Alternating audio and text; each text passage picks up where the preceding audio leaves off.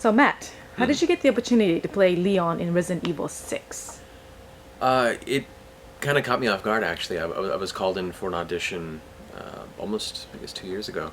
And I received the sides, and no characters were listed. But reading through the sides, I had a pretty good idea of what it was. I'd played through all the previous, Resident Evil games. And so it was very exciting and intimidating, because having known this character for so long and to have this opportunity was an incredible possibility. And so I just went in for the audition, got to do a couple passes in the character, a couple different takes on it, and I didn't realize it was for Resident Evil 6 or anything on that scale. So it was an unexpected opportunity that turned into something much better than I could hope for. So a lot of hard work and a little bit of luck. How is it to play such a popular character like Leon? It's intimidating. Uh, it's really cool. Like, he's just a really awesome character, very dynamic, and there's a lot of intricacy to his personality. Like all the other characters in Resident Evil, but his in particular follows this duality between doing what's right and doing what's the moral thing for himself and his own personal sense of honor, and what is right for the situation, and the two don't always mingle. So I think of all the characters, he has the strongest moral compass, and really has a hard time deciding which is better for the overall circumstance, what's better for what feels right to him. And that to me was a very interesting part to play, but at the same time, because there's such a long history with the character and such a long lineage of previous talented voice actors, it was a lot to step into. Really big shoes, a really big fan base of ravenous Resident Evil fans that are all, judging this change and what I can bring to the character. So it was a little intimidating, but very exciting, because I've had a love for the character for so long. So to have the opportunity to go ahead and give my spin on that, and really kind of help his transition into this new story with my own touch, was a great opportunity, and I'm really excited to see what people think about it. Do you know the work of other Leon's voice actors, like Paul Haddard and Paul Mercier? I do, actually. Well, the first Paul, I'm the first person to break the Paul chain, apparently. I played the first game, Resident Evil 2, and so that was my first introduction to the character. So of course that immediately flavored the kind of the young, bright-eyed, but still trying to keep his lack of experience from getting in the way of getting things done for the first game. Paul did a great job getting that across, Paul Haddad. But Resident Evil 4 was where I really fell in love with the character, as I'm sure a lot of you had the same circumstance. And I was lucky enough to become friends with Paul Mercier many years ago, working on just simultaneous voiceover projects and mocap gigs and things. And he's an incredibly awesome guy, and I love what he brought to Leon as a character. So stepping into the role of Leon after that lineage, that bloodline was a little... I had to make sure that I did honor and justice to the character from what they brought to it beforehand, as well as bringing my own take onto it. So I love their work, and I'm very familiar with it, and it's definitely influenced greatly the way I approach the character, and I wanted to make sure that it wasn't an entirely new experience. It was still the Leon that everybody knew and loved from the very beginning. Just, the time and experiences have changed him just enough to the point where, you can bear with the fact that now I'm stepping into the role, and I hope it's not too jarring. How did you compose the character, and which of Leon's traits are transmitted by your own voice? It was very easy to initially grasp the character based on just my previous experience with him. But when we began to first meet with Capcom and Mr. H, they assigned each character an animal that kind of was their essence. And when they gave me the German Shepherd for Leon, it really stood out to me as this, this honorable, this strong, this being willing to sacrifice to do the greater good. And that really kind of gave me a good branching point to step into the role. And that really is... Sacrifice is a really big theme for Leon, because ever since the first day on the job, and he was 20, like, he just started his life as an adult, and he's been thrust into this, and it's continuously peppered and destroyed what normality he could have lived in. And I think there is definitely a resentment for the deal that's been given to him, but it's outweighed by the fact that he feels good secretly, knowing that he's done the right thing. He's the Boy Scout. He's the one that, as much as his life sucks because of this, he secretly enjoys the fact, I think, that he's the only one that can do it. And he knows that, though this is hard on him in his experience and his love life, of course, Leon, girls, never seems to work out so well. I think he really does enjoy the aspect that he feels that he's doing his duty, and that he's saving lives, and that even though it sucks for him, for the greater good, that makes it worth it all to him at the very end. So sacrifice is a very huge theme for him. And then after that, it's honor, it's duty, and the only time that you really see him grasping for personal need seems to be anything involved with, well, Ada Wong. You know, that long history there. She's the one continuing facet throughout this entire experience his life has been, the recurring element of personal need, but at the same time mistrusting that need because it goes against everything that he believes he stands for. So that makes for a very interesting character dynamic. And then as far as what was the second question? Was which of Leon's traits are transmitted by your voice? As far as Leon's traits, I think just personally, I'm also kind of a Boy Scout. I never actually was a Boy Scout. Don't tell anyone that. But I feel I'm a very optimistic person. I have a very strong sense of morality and doing the right thing. And there have been many experiences and opportunities in my life that I could have taken, but it went against what I felt was the greater good. It went against it. If other people were hurt in the process, it was something I could never bring myself to do. And so I think a lot of that honesty and a lot of that just inherent good attitude really, I hope, comes through in the Leon character, because that's one thing that me and him really strongly share.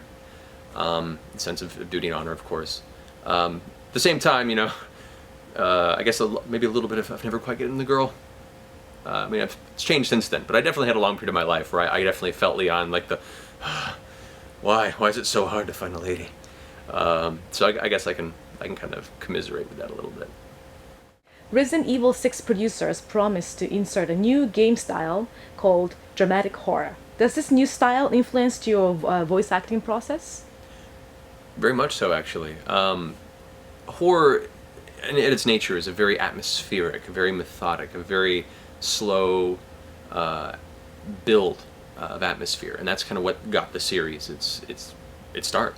And the fact that they've been putting a lot of focus on bringing that and marrying that with the action style of gaming and just media in general, and kind of taking the best of both worlds and combining them to tell the story has allowed us as voice actors, at least myself personally, the ability to really express the character across that spectrum. You know, you can do the slow, scary, the very tense, very deliberate performances when the situation calls for it at the same time. You get to do the louder escapes, you get to do the frenzied call-outs, you get to really like play the entire arc of the character from the highest point of his achievement to literally falling to the bottom of the barrel. And I think this game really covers that scope, and that as an actor, I think not only heavily influenced, but made it very enjoyable and very rewarding to be able to be part of that storytelling element.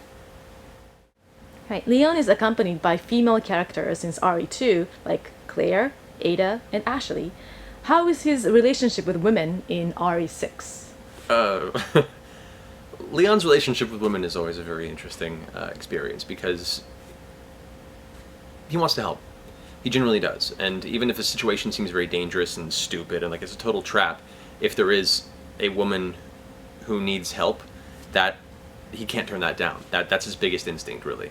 Even if he knows it's a trap, even though it's a terrible idea, and the end of it, he'll feel better about himself knowing that at least he went through the motions, as opposed to turning it down right for the off chance that it really was needed help.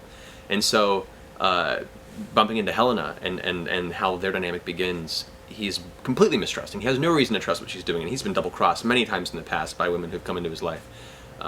So, even though he knows better, he wants answers. He's a seeker of knowledge. He needs to know the reasons and the answers for things, and she seems to be the only gateway. So he gets dragged into this, almost kicking and screaming, and through that develops a very interesting dynamic with Helena, which you'll get to experience in the game.